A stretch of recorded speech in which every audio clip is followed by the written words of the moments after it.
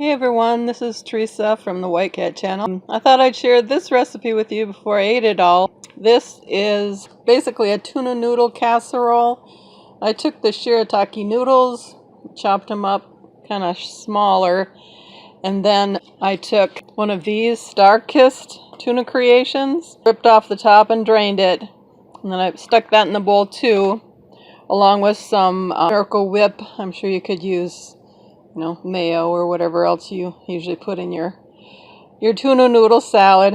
And then I don't know if you can see, I got chunks of that American processed cheese like Velveeta, and then I put some kind of raw frozen peas in there, and I chopped up some celery as well.